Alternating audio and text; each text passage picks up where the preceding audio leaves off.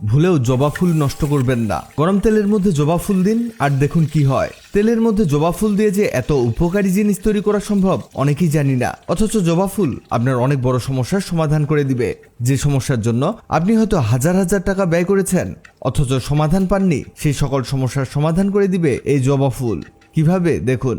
সবার প্রথম থেকেই দেখাই, একটি প্যানের মধ্যে নিয়ে নিন নারকেল তেল। এখানে আমরা একটি ছোট সাইজের প্যারাশুটের বোতল নিয়েছি আর এর মধ্যে থাকা সম্পূর্ণ তেল প্যানের মধ্যে ঢেলে দিয়েছি। এবার এর মধ্যে দিয়ে দিব 1 চা চামচ কালো জিরা, 1 চা চামচ মেথি। এবার মেথি আর কালো জিরাকে হালকা করে ভেজে নিতে হবে। অবশ্যই চুলার হিট রাখবেন লো। আর এগুলো হালকা ভাজা হয়ে গেলে এতে দিতে হবে জবা ফুল।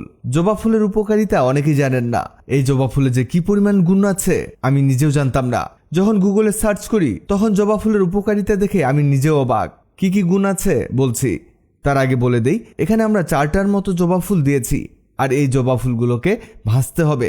এখানে চুলার হিট অবশ্যই লো করে দিয়ে ভাজবেন। আর একটা কথা, অবশ্যই এই ফুলগুলোকে ততক্ষণ পর্যন্ত ভাজতে হবে যতক্ষণ না এটা একেবারে কালো হয়ে যায়। এগুলো ভাজতে ভাজতে জানিয়ে দিন আপনি কোথা থেকে ভিডিওটি দেখছেন, যাতে পরের ভিডিওতে আপনাকে ধন্যবাদ জানাতে পারি।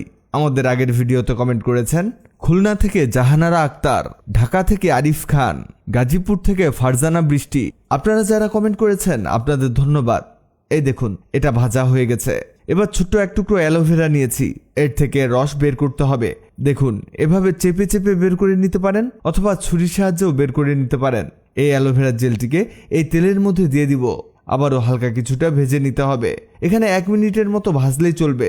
এবার এটাকে ছেঁকে নিতে হবে। একটি ছাঁকনির সাহায্যে এটাকে ছেঁকে নিব। এতে এর ময়লাগুলো আলাদা হয়ে যাবে। এই যে এটা রেডি হয়েছে। এটা রেখে দিয়ে একটি বাটি নিন আর এই বাটির মধ্যে নিতে হবে চিনি। এখানে আমরা 2 চামচ চিনি নিয়েছি আর এর মধ্যে দিয়েছি 1 চামচ নারকেল তেল। এবার লাগবে একটি শ্যাম্পু। আপনি এখানে যে কোনো ব্র্যান্ডের শ্যাম্পু ব্যবহার করতে পারেন। এই শ্যাম্পুর মিনি প্যাক পুরোটাই এর মধ্যে চেপে দিতে হবে। খুবই সহজ কিছু কাজ করতে পারলে এর ফলাফল হবে অনেক উপকারী।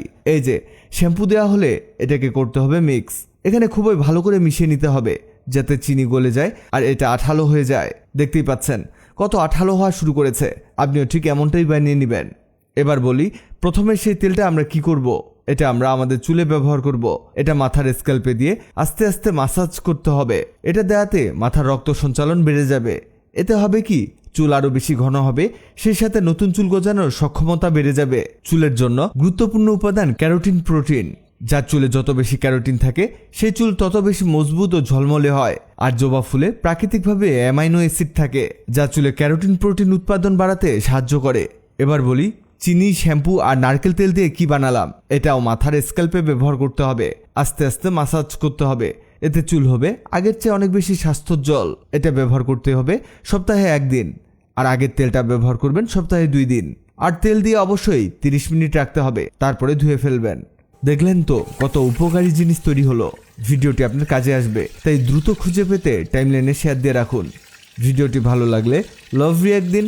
এমন সব তথ্যবহুল ভিডিও পেতে ন্যাচারাল বিউটি হ্যাক্সকে লাইক ও ফলো দিয়ে রাখুন।